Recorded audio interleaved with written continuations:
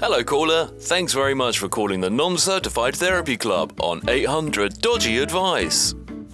For spiralling and overthinking, press 1. For nausea and self-loathing, press 2. For desperation and or despair, press 3. You've pressed 1 for overthinking and spiralling. Hold the line. I'm just sitting here thinking to myself again. Welcome to Man vs. Mind. Today we're talking all about overthinking, right? Yes. My name's Tim. And I'm Jay. Let's go! How are you today, Jay? Good. Feeling fresh. Yeah? Yeah, had a lovely week. Had my family over, as I said last week. Yes, you mentioned that your dad was briefly in town. Yeah, and then Mum came to help us out while little one's not in nursery. And yeah, just really lovely. Really nice seeing them spend time together and bonding and painting and wrecking the house. Presumably exhausting for your mum if your little one wasn't in nursery. She was ready to go home. Really? Yeah, she was ready. She was exhausted. Yeah, bless her. But she enjoyed it. Nice. Yeah. Football's back. Yeah, I was back on Friday. Yeah, and I cannot believe whatever the players on the teams did or didn't do over the weekend. Amazing things happened on that football pitch. Just unpredictability from start to finish. And the goals, or lack thereof goals. Yeah, or the controversial moments that may or may not have happened. My team got back a couple of weeks ago because we're in the championship now, Southampton. So. Yes. Yes, you played the Hollywood boys last week, yes, didn't you? Yeah, played Wrexham. A thriller, 2-1 thriller, we won last minute. Spoiler alert, obviously we don't know what happened in the Premier League because we're not recording this on Sunday night. And also we're not a podcast to talk about football, so we'll move swiftly on. We are going to do a slightly kind of like freeform intro today. We're going to talk a little bit about what's just been going on in our heads. It's a return of the Non-Certified Therapy Club. Yes. And then in the second half of the show, we're going to be going into kind of spiraling, overthinking, scenarios where your mind goes a billion miles an hour. Just can't slow it down. Yeah, or that feeling after something has happened and you replay that scenario in your head over and over and over again. Or you've just had like an argument with someone. Yeah. And then after the fact, you're like replaying the situation going, oh man, if I just said that thing, that killer thing, it would have just like ended the argument there and then. And or not said that thing and it wouldn't have gone explosive. Or the regret of something stupid you did say. Yeah. So we got that coming up in the second half. Jay, it's been a while since we had it. Yeah. In our lives. Welcome to the Non-Certified Therapy Club. Thank you caller. You're on hold for the Non-Certified Therapy Club. Stay on the line. Non-Certified Therapy Club is not liable for sudden life epiphanies, unplanned emotional breakthroughs, or that awkward urge to call your ex at 3 a.m. Always vent responsibly. Calls may be recorded for training, amusement, or unexpected podcast fame. Opinions are non-certified. Side effects may include oversharing and existential crisis. One take. That's going to be in my head now for the rest of the week. The little sort of mock Girl from Ipanema soundtrack that we got. Jay, what's been going on in your head this week? So I've just realised everyone now listening is going to have that stuck in their head too. You are more than welcome to keep it. We're sorry. Everyone is yours. It's a gift to the world. Jay, what's been going on in your head this week? In my head, stressful week, to be honest. Obviously, I'm going away, and I'm going away for a long time. 16 days, which is the longest holiday I've ever taken, and probably when I've been in work, the longest I've been away from work. Right. So we've got some pretty big things coming up effectively straight away when I'm back. Okay. So just trying to get everything closed, everything sorted, everything ready that I can at least try and relax when we are away. Yeah. And that's, going into the overthinking side of things, that is really, really spiraling me. Yeah, no doubt. How bad has it got? It's getting pretty bad. Really? Because there's so much still to get done. Yeah. And everything's there or thereabouts, but not signed, sealed, delivered. And I hate that feeling where you're like, yes, we don't really have to worry about it because it should be okay. But, and then all you can do is then worry about that one thing. And then, So I've been in that kind of headspace and it has been exhausting. Yes. Just mentally draining. Well, learn the lessons from when I went on holiday recently. And I came back and it was just a storm that I walked into. And everything was fine and gravy before I went away, and I handed over and everything was smooth. And I went, I'm going to go and relax on holiday. And then out of nowhere, when I came back, it was like, oh, by the way, this absolute atrocity has happened and unfolded while you've been away. So welcome back. Yeah. Yeah. Well, what they call that? Murphy's Law, right? Once you're away, everything that could go wrong will go wrong. Yeah. Sod's Law in the UK. Yeah. Is Murphy Law, is that what, Irish? So I guess so. Yeah. That's a crass generalisation you're making there. Just assuming. Very, very broad assumption. Yeah, I had the same kind of situation when I was getting ready for my brother's wedding years back, years and years ago. And I knew that in my previous role, I had so many things that I needed to line up. Oh shit, I've got to do a best man speech. Has this just occurred to you? Oh, that's just occurred to me. Oh, if you're watching this, you're witnessing Jay's mind just melt. If you're listening, then you've just heard it. Okay, right. Well, why don't we brainstorm now? Come on, let's go. Okay, right. So best man speech. Yeah. Could you repurpose some of the best jokes you've ever heard at a best man speech? Well, they're all going to fall on deaf ears. This is the beauty of this best man speech, by the way. Deaf audience? Arabic audience. Oh, okay. So no one's going to understand what I'm saying anyway. Okay. And this is the issue, right? That's actually kind of cool. It is quite. Yeah. I would say probably 40 to 50% will just be looking at me, moving my mouth and hearing blah, blah, blah, blah, blah. Okay. Yeah. So that's quite forgiving. I'm panicking now. I have completely forgot about that. And as soon as you said wedding, I was like, oh my God. Yeah. I mean, do you want to move into spiraling right now? We can pull forward the second half of the show. Oh Christ. Okay. So what I want to pick at this then. Yeah, okay, so okay, just to help you. Yeah. This is great for the listeners. Yeah. We're like live problem solving. This is brilliant. So what can't you say? And instead say it on the podcast. Yeah. Nothing will be off limits. Mm-hmm. But it's family member. Yeah. My brother-in-law. Mm-hmm. Whose stag do you went to a couple of weeks ago? Right. So I think I'm going to keep it very, very nice, very lovely, because they both are generally lovely human beings. Mm-hmm. Try and throw a couple of jokes in there. Yeah. But are they going to land on? That's the tough one. Yeah. Presumably the joke about North Wales isn't going to be one that lands in a predominantly Arabic room. No. Which is one that I said at my brother's wedding, and I think I almost certainly would have heard it somewhere else first. I just can't remember where. But that's what reminded me. As soon as you said your brother's wedding, I was like, oh, you did a speech. Oh shit, I've got to do a speech. For context, for anyone who's wondering what the North Wales joke is, just know that there's a town in North Wales called Bangor, and you could probably fill in the blanks. Yeah. Okay, so presumably that one's off. That won't off go limits. Down. Yeah. No. Could you do like I'm trying to think about the audience here. A play on words like puntastic, kind of English puns to an Arabic. Yeah, potentially. So I went to a speech where the best man, who's like great at that kind of like cheesy, cheeky humor, just had a bunch of props and like just like rolled a tennis ball along the floor and said, "Let's get the ball rolling." And then like stood on a piece of ice and said, okay, now that I've broken the ice, and then like raised a bit of bread and said, let's raise a toast. Very good. Yeah, I mean, it worked. I could do a mime speech. Okay. Like mime out actions of how they met and stuff. I don't know. My mind has immediately gone to hand actions that you definitely shouldn't include in the speech. I have, we have a very close friend of ours who's also married to an Arabic lady, and the first time he met his family, instead of saying, there's a very similar word in Arabic, and the word is, I can't remember the name of it, so it's going to ruin the story a little bit, but basically he meant to say, I don't know if I want to get cancelled in amongst our Arabic listeners. He said, I have a very big family in Arabic. Well, that's what he meant to say. But what did he accidentally say? Well, the word that's very similar is penis. Of course it is. So in front of all the family, the first time they met, I have a very big penis. And presumably then everyone just like stood up and applauded, started banging their hands.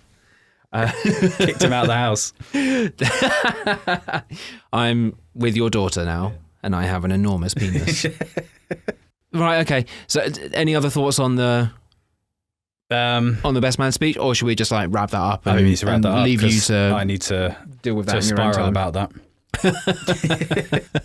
Coming back to the work thing. Yes. Yeah. Okay. So before I had to disappear for my brother's wedding years ago, sorry to relive the trauma of 4 minutes ago, I had a content schedule in my old job that I had to stick to while I was away, and it involved publishing 3 videos a week in my old job.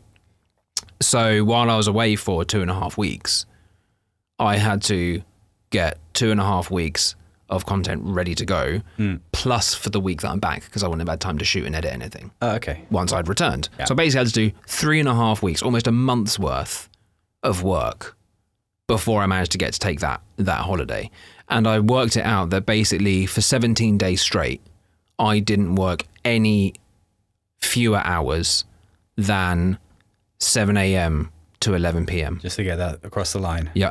Wow. 17 days straight. And I was often in the office still at like 2, 3 in the morning, going straight back again at 6, like going home to like have 2-3 hours sleep and then going back to work again. Shower, brush your teeth and come back. Basically, like quick glass of red, sleep for a couple of hours, get up, go back to work again. I did that for 17 days straight. And it was brutal, really brutal, because you just, by the time you actually get to your holiday, you are done. You're totally, totally cooked. So I can appreciate that feeling of like really needing to wrap up as much as you can. Yeah, and it's impossible because it's all in someone else's hands, especially when you're waiting. And I hate that feeling of just waiting and, don't worry, tomorrow. Just do it today. Yeah. Do today what can you can do be it done now? Can you just do me a favour? Yeah. Get it done now. And they won't. Yes. So I've got 5 more days, 5 more working days, and hopefully I'll be leaving. Amazing. Happy. Then you can start to rest. Yeah. Then you can start to rest. Nice. Yeah. How's your week been? What's been on your mind? Good. Yeah. I feel like I'm slowly pulling through the burnout. Good. Yeah. Yeah. I had therapy this morning. So that's actually moving from non-certified therapy to actual real life therapy. And he asked me how I'm doing, and I was like, actually kind of good, I think. A bit more rested, inexplicably so. Yeah. Because our little girl is sleeping like she's not sleeping. Oh, bless her. So she and largely my wife, to be fair, are up a lot of the night. And then over the last week or so, I've basically been getting up somewhere between like 4 and 5 a.m. with the little girl, give my wife a bit of rest before my little boy wakes up. Yeah. And so in spite of that, I actually weirdly feel somewhat rested. Okay. Which is quite nice. But I think all of those things that I was talking about in previous weeks about kind of trying to manage that burnout are starting to pay off. Sort of going to the gym a bit more often. Actually, it was mainly just that. That was the main thing I introduced, going to the gym a bit more often. But also, I find that I'm now able to kind of actually consciously switch my mind off for a bit, which I'd not been able to do for ages. No, that's interesting. Ages, yeah. And does that come from the gym, do you think, or...? Don't know. Unlikely to have been caused by going to the gym. Yeah, but maybe because your body's tired, your brain can switch off a little bit maybe. more. Yeah. I think maybe part of it is because I'm a perfectionist with everything I do. I've had to like consciously lower my standards with a couple of things. So if you've noticed the quality of this podcast dip a bit recently, listener, then you know why. And so I think actually being able to tell myself, no, it's time to actually switch off for a bit. And the repeated sort of reminders I've had from my wife saying, okay, Tim, can you just like stop your brain for a bit and like be with the family, be with me, all this stuff has helped to get me to a point where I can actually start to just calm. That's really good. My mind. Because that's not an easy thing to do. Yeah, and you know, nothing else has changed in my circumstance. You know, we're still trying to sell the apartment. We're still viewing other properties that we'd like to be able to buy. You know, kids starting school soon, still got a tiny baby girl, still got work, still got Man versus Mind, which is actually like great uncertified therapy. Yeah. And all of that stuff is still there. It just actually, I think my mind is just like quietening down a little bit, which is quite nice. Yeah, for sure. Yeah. It's actually quite refreshing. Yeah. Because it's been a while since I've actually felt that. Yeah, I find like when my mind's racing a million miles an hour, I just nap. I don't know what it is. I just get super tired and then I have to sleep because if I don't, I won't stop thinking about it. Okay. So when you have a nap, that's your way of like obviously when you go to sleep, you switch your brain off, but it helps you kind of like, it's like a cold bucket of water. Yeah. It's a circuit breaker. Yeah, it just stops you in your tracks. Yeah. Oh, nice. But I had it today because I had not a bad day, but just had a very full-on day and loads of things. And I got home and I'm like, I'm not going to be able to do this, like the podcast, the recording, if I don't kind of clear what is in my head. And I just had a nap. But it was like, I told you before, like I have like half an hour naps, but I feel like I've been sleeping for a year. Oh, I'm so envious of that. And I had that today and I woke up, I was like, oh, okay, cool. Still in the back of my mind, but not in the forefront. See, if I nap, which is a rarity, I love being able to do it when I can, but it's a rarity. I wake up groggy and then I also get like crazy ass munchies after I've just had a nap. Yeah, because you get that sweet thing when you wake up, do you feel like you need something really sweet? Yeah. This is something to do with the acid breakdown in your stomach. So if you've eaten before you nap, I'm not a scientist or a biologist, but it is something to do with the way that your body breaks down the food that you've eaten and you wake up feeling like you really want something sweet. No way. Yeah. Oh, well, at least there's an explanation for it. It's not just like beyond gluttony. No. Right. Another thing that I had this week is my psychiatrist is basically giving me a diagnostic tool for ADHD. So I'm going to go through the diagnosis. Yeah. And then, depending on the outcome of the diagnosis, of course, be able to go onto ADHD medication. Oh, okay. And I've got a few things coming up where that would actually be super duper useful. Yeah, to kind of dial in a little bit. Yeah, exactly. And he was basically saying, this is a super duper controlled substance. So, it's speed, effectively, right? That is effectively what he said. Yeah. He said, this is basically speed. It's class A. You've got to be careful when you travel with it and all that stuff. I told you before, I think on the pod, that my friend went on it. Yeah. And he openly says it's changed his life. Like he can see straight again. Like, because he's got a, a photographic mind? Mm-hmm. Photographic memory. And what he was finding in the last few years is he wasn't able to put stuff in the drawers in his mind that he was able to do before. Okay, so he's got like a Sherlock-style mind palace. He's got a process that he can go, okay, that goes into that filing cabinet, that goes into that, and he can pull it out and look at it any time. And now he said he can like walk down the halls and see everything super clearly, how it should be. Everything is back in its place, whereas before, and he's saying the anxiety as well has completely gone because he's not overthinking. He's not constantly going. Yeah. Oh, wow. Amazing. Well, actually, on that note then, we'll take a quick break and we'll come back to talk about overthinking. Yeah, perfect. Lovely old jobby. Jobby.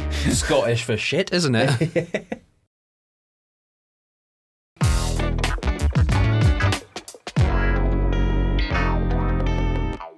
Welcome back, everyone. So, Tim, what are you thinking about at the moment and what makes you spiral? Oh, my God.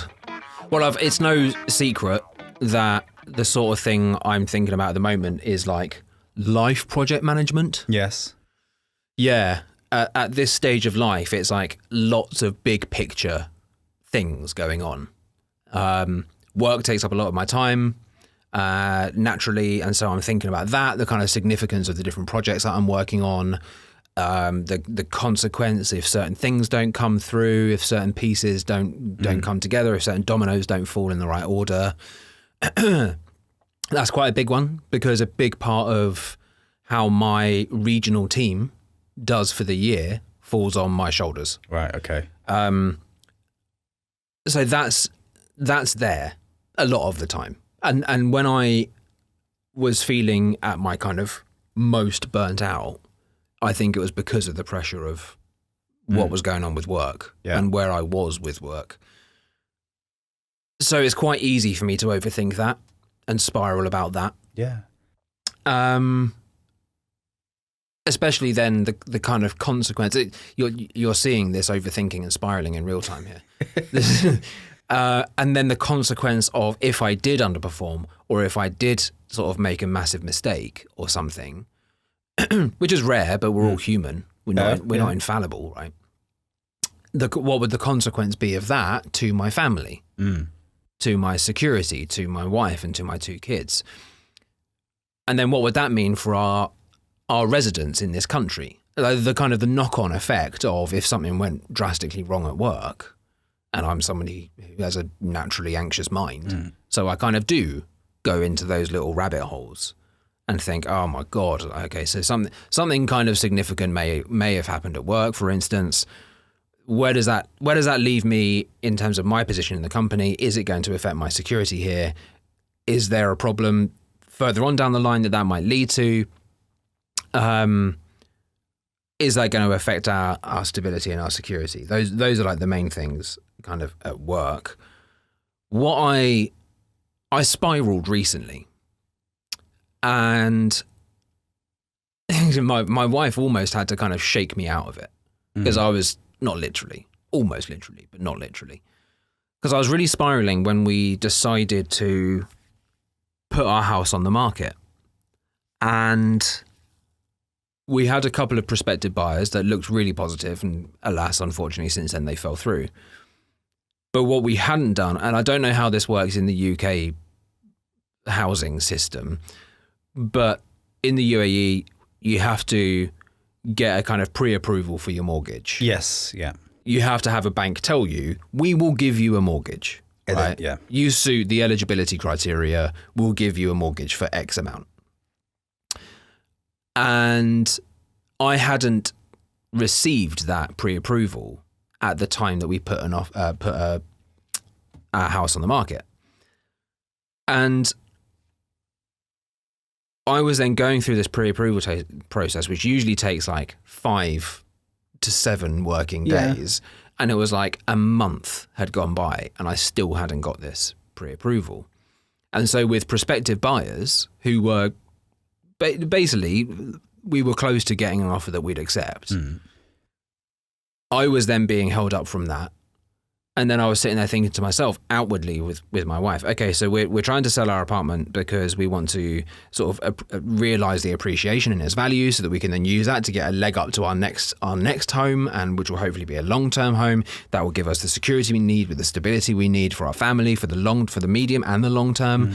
But I don't have this pre-approval. So what happens if I don't get this pre-approval? Well, then we can't sell our house. We can't make this we can't realize the potential that we have in front of us right now, and we just won't be able to kind of elevate into a longer term family home and take care of our medium to long term future. Yeah. We agreed to buy this apartment. I don't know if I've said this before on the show.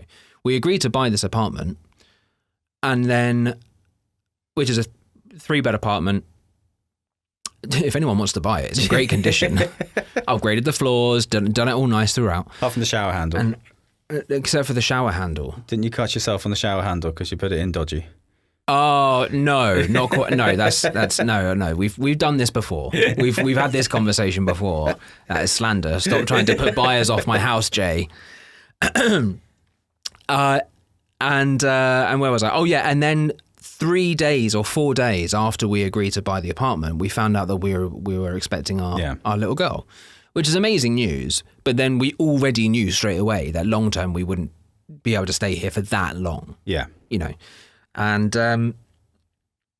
so that kind of thought process of like, oh my God, what happens if this doesn't come through? I ruminated on it massively, and I was spiraling about it. And my wife was basically saying, like, just stop. It's going to be okay. It is going to be okay. Yes, it's very hard to get out of that, especially when someone's saying it's going to be okay. You're like, yeah, I know it probably is, but that's not going to stop me worrying about it until it actually is okay. Do you know what? I'm the worst for that, for saying it's going to be fine. Yeah. Because I was, come back to your point in a sec. I was basically saying to my wife the other day this exact thing, where I had to kind of apologize to her for not taking her kind of her concerns or whatever seriously enough. And I had to do that classic thing that people, typically men, do when they hear something that, is anything other than like glowing praise, where you immediately get a little bit defensive, and then you have to go, wait, hang on, I'll just take a breath before I respond. Yeah. And then I kind of said, right, okay, I'm totally sorry if my responses to you came across like that, and I'll think about that. But then I realised it's because I always want to fix stuff. I want to fix problems straight away. So my first inclination is to say, it's going to be fine. It'll all come out in a wash. Don't worry about it. Just relax. Yeah. Which is the least helpful thing that you can say to someone who's like freaking out about something. Yeah. Me and my wife have the same thing, because I'll always go, it's okay. For example, if we're counting down to something, and she starts worrying that we haven't done enough to get that ready for that point. Maybe let's take going on a holiday, for example. Yeah. She'll be worrying now that we haven't packed, we haven't got this, we haven't got that, blah, blah, blah, blah. I'm like, it's all right, we got 10 days. She's like, right, okay. And then no, it's fine, we've got 5 days. It's right. And then I'll only start panicking about that on the second day. The day before. Yeah, the day before we got to go. And that really, really infuriates her. And I get why, because in my head, I'm like, yeah, but we'll get it done. Yeah. It's exactly what your wife was saying. But then the answer is, but how are we going to get it done? Well, the next question is, how are we going to get it done? Because just saying it's going to be fine isn't actually a solution. No, especially when it comes to getting stuff ready for the holiday, because how it's going to get it done is my wife will do it and I will do nothing and just turn. Do you know what, that happened with us, where my wife was, I kind of felt bad for it afterwards. She was incredible as we were getting ready for our trip. 2 kids going to the UK, so much stuff to pack. She got it all ready. And then I was like, I've had a genius moment, right? After she did basically everything, right? And then I realized that we could be super duper efficient with everything by vacuum packing all of our clothes. Oh, God. No. It's genuinely, it is brilliant. It is until you get to the other end and you haven't got an iron. Everything gets super, super creasy. Not if you fold it up nicely when you put it in, right? So I did like proper good fold. I used to work in a clothes shop, so I know how to fold clothes, man. Weird brag. And so then I vacuum packed it all up, got it into the cases. I was like, boom, we've got like a family of 4 into 2 medium-sized suitcases. Check this out. And then I started taking pictures and sending it to like my family WhatsApp group, being like, man, smartest man alive. Yeah, I have reinvented the wheel. Yeah. And then I kind of felt bad afterwards, because I was like, oh man, my wife has just sort of driven me up to the finish line. Yeah, everything else. Actually, hasn't even driven. She's like put me on her shoulders and like proper like Sherpa'd it all the way to the finish line. And then I just like run across grabbing all the glory. Look what I've done. Yeah, look how good my packing is, everyone. Yeah. Yeah, that would annoy me. Unsurprisingly so. Yeah. Yeah. If it did annoy her, she didn't make a big deal out of it. But then maybe I'm overthinking it. Maybe. Yeah. It's on point, isn't it? It is. Yeah, very much on point. What have you spiraled about recently, other than the best man speech you've got to give in a couple of weeks? Yeah. Yeah. Brought me back to that now. What are you currently spiraling about, Jay? Nothing, apart from the 2 things that, well, the one thing that just became abundantly clear to me, that I have to do a speech in a few days. Mm-hmm. And then the work thing, my head has been relatively clear of spirals, but I guess I always have them in the back of my head ready to go. Like, for example, what if anything ever happened to me? What are the fail safes that I have in place for, my daughter, my wife, these kind of things. These, these are constantly going, and that's a big one. Yeah. That's existential, and it's very much so understandable. So I'm like, okay, well, we don't have this in place. I need to get that in place. I need to do this. And that will go and go and go and doesn't really ever leave. That's something that's always, and it's quite a morbid thing, because I'm kind of thinking about my own death, and then, but also it's an important thing that you have to get in place in case that, and it will happen at some stage, hopefully no stage soon, but it will happen. And, you need to get everything in place so that when it does, everyone's in the right, got the right footing to move forward. Yeah. And I feel like I don't have that in place at the moment, and that's a really horrible thought that I'm constantly going over in my head. I think that's entirely reasonable. Yeah, I guess. Yeah, totally. Especially when you've got a little one. Yeah, and so you want to make sure that they're taken care of in case of something terrible happening. Yeah. It actually reminded me that we I think everyone. Yeah. And I don't know what it is about being in the UAE, but I think because it's such like a a safe, peaceful place, and everything's relatively easy, and everyone has a lovely lifestyle. They never think about dying.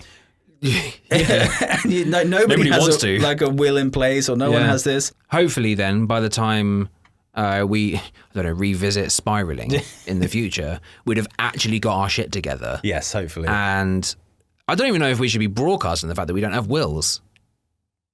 Was that a bad thing? Don't know. Feels a bit tempting fate, didn't it? Yeah. Where's some wood? Touch wood. Yeah. Great for audio, that. Yeah. For anyone listening, Jay just started knocking on the door frame. Yeah. Okay, so I mean, existential stuff, literally existential stuff, not just like the common use of having an existential crisis. No. That's big. That's literally an existential crisis. Yeah, and it's constantly there. And I think, I don't know about you, and I think it's something to do with my anxiety as well, but I have like snippets in my head that I constantly rethink about things that have been done or said, and they can be from years ago, but for some reason they won't leave. So what sort of stuff will pop up into your head? Okay, I'll give you an example. Please. When we launched the company, we rented out the Museum of the Future. Okay, which is really cool. That's cool. And they have a really cool theatre in there.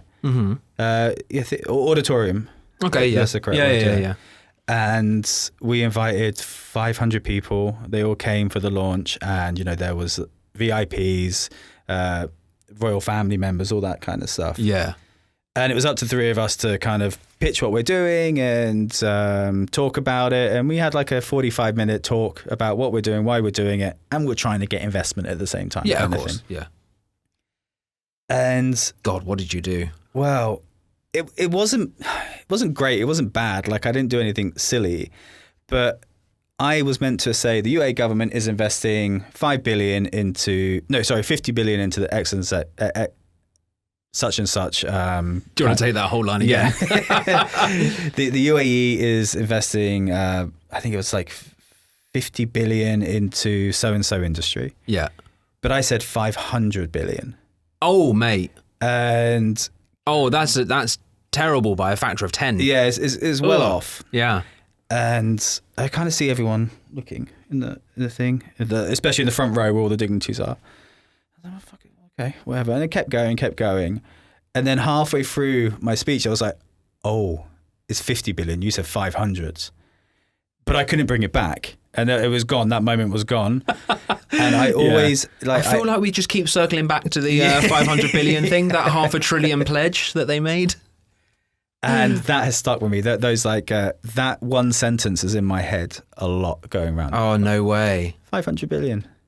Which is a big difference. If you ever won a lottery, an unexpectedly large lottery for 500 billion, would you be like, it's cursed? This money is cursed. No, I would spend that quite happily. Yeah, reasonable. Yeah, I'm sure you'd get over it pretty quickly. Yeah. A cool $500 billion does just, it soothes your nerves a little bit. Yeah. So that stuck in my head, and it's like, and sometimes with arguments, you say something, and then that kind of constantly replays, and that's a spiral for me.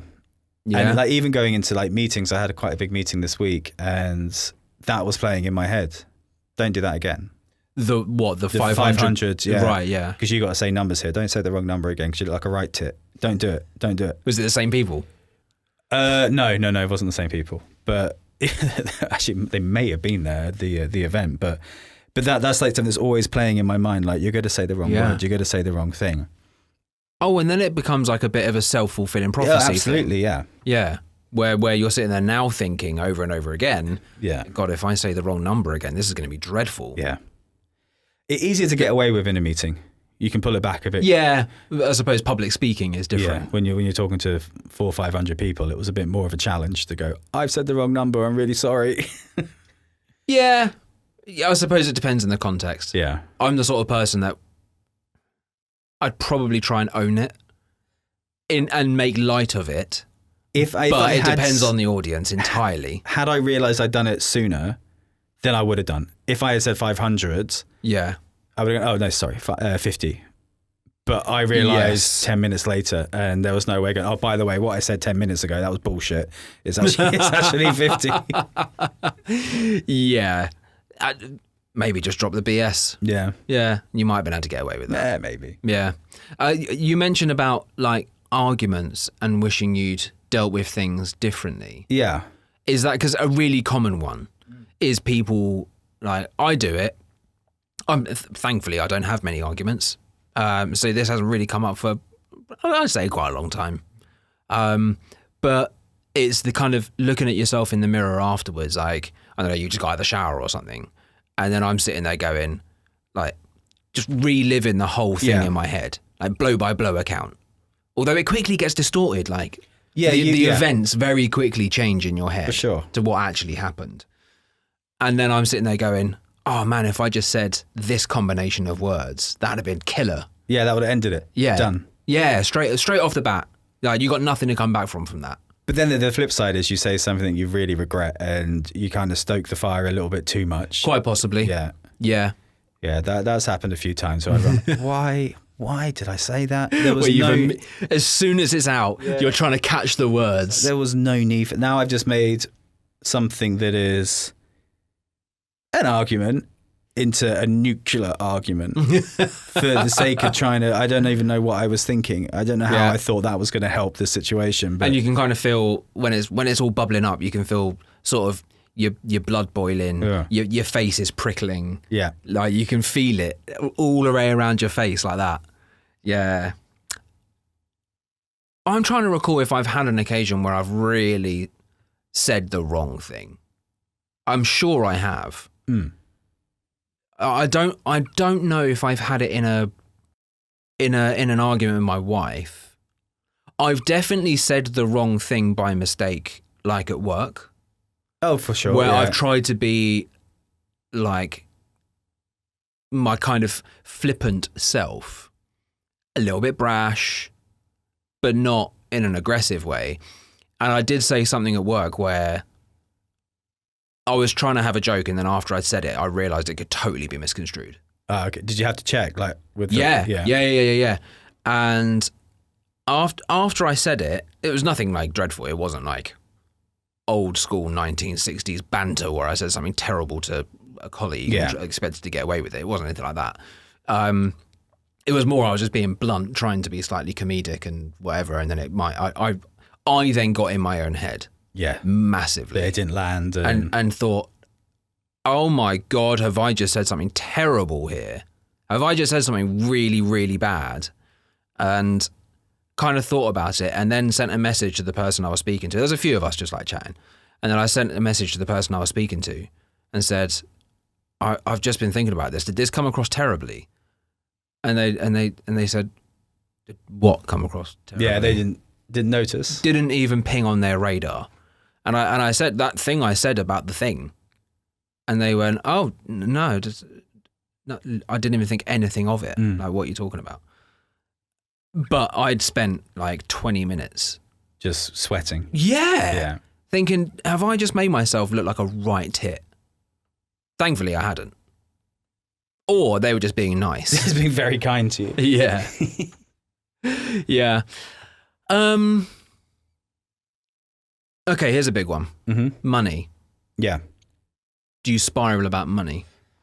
And I know that this is a matter close to your heart. We've heard about the issues that you had in terms of your job in previous episodes. Thankfully, not as much now because there was a massive hangover from not having work and then getting into trouble with cash and then trying to climb way back out of it, then starting the company, then that, opens up another pit. So then you're jumping into another one. But now not so much. It's there, and it is something that I have to be very conscious about, that I don't get too deep into it in my own head, because now I'm on a really nice level, Yeah. Not super, super wealthy. I'm nothing like that, but we're very comfortable, and we're happy about that, and we're in a really good place. And I still have to kind of check myself because I guess like the scar tissue of the last 3 or 4 years from that kind of period is still there, and I do worry about money. Yeah. I'm always worried about it. And it is, But it's getting less and less of a spiral. I don't go into a pit of despair every time I think about it, which I would have done a year ago. Okay. Yeah, and like be worrying about sleeping and worry like because sleeping, that's the first thing when your head hits a pillow. You got to pay this tomorrow. You got to do that tomorrow. Yeah. You don't have enough money to do that. Yeah. What the fuck are you going to do? Yeah. That's thankfully not 100% gone, but it's easing, which is really good. So, but if you asked me that question a year ago, then this answer would have been about an hour long. Oh, wow. I can't, Well, lucky for listeners, we can have that conversation and make it an hour long. After this episode, we are going to go into a mini-series. It's a big one. Yeah, it's a big one. Money. Yeah. Yeah, there's a lot to talk about there. We'll pick at your scar, if you don't mind. No. And you can ask me about mine, because I've got similar kind of stuff. Not quite the same kind of traumatizing experience that you unfortunately had to go through, but my own definite like spiraling and stresses and freakouts about money. It's not an uncommon thing. No, I mean, and this is something that we wanted to do for a while, but you floated it a few times. I'm like, I'm not ready. I can't do it yet. I can't do it yet. I can't. I'm sorry. We have to push it. Yeah. Yeah. And so we thought actually maybe now the time is right. So we're going to do at least a 3-parter, I reckon, on it. I think that's, And just, probably is. We'll see how it goes as we get into it. If we realise there's loads more, then we can keep going. Yeah. Or it'll just be a 2-parter. Or we'll do one and go, oh, Christ, I don't know if I want to go down that rabbit hole again. Or I'll push it and we won't do it at all. So what we're going to do is on social media, we're going to throw a load of questions out there. If you want to respond anonymously, you're more than welcome to. We want to try and open up that conversation. As we do with all of our conversations, we'd like to open that up so that it isn't quite so tabooish. Well, I think taboo-y. Also with what you just said about the social media, when we're doing these big 3-part, 2-part episodes, it really adds a lot when we're getting your input on it. Big time. And it makes it, well, you're not hearing our voice as much. Well, you're still hearing our voice, but you're hearing a different opinion of our voice. No, hang on. What am I trying to say here? Do you know what? I think right now more than ever you could do with some audience support. A different viewpoint when it comes. There we go. Yeah. So we'll do that as we did during the aging series and the body image series that we did ages ago now. We'll do like loads of polls and questions and bits and bobs. Yeah. On social media. So check us out at Man vs. Mind Pod on Instagram and Man vs. Mind Pod on YouTube as well. That's doing well. Yeah, is it? Well, we got a few thousand views on one of the things. That's a good point. Which is really good. Yeah, it's not bad. Yeah. It's not bad. We're trending. Trending or trendy? Viral? No. You've gone viral. Is that not viral? No. Wow. A few thousands, a lot. For us? For us, it's very good. For us, that's viral, yeah. I'm calling that viral. We went viral. Is it not? No. What is viral? What would viral consist of? I'd say at least like high hundreds of thousands. For viral, easy. You'd be wanting to be looking at millions, man. We got 1,400, so... Yeah. Coming at you, viral. Yeah. You see that, viral? We're coming for you. Cool. Well, thanks very much for listening to Man vs. Mind. We will be back next week with part 1 of all of just mountain of shit that we can tackle with money. Yes. Yeah. So until then, have an awesome week. See you next week. Cheers, guys. Bye-bye. Bye-bye. All I've got in my head now is a Pink Floyd. Dun, dun, dun, dun, dun.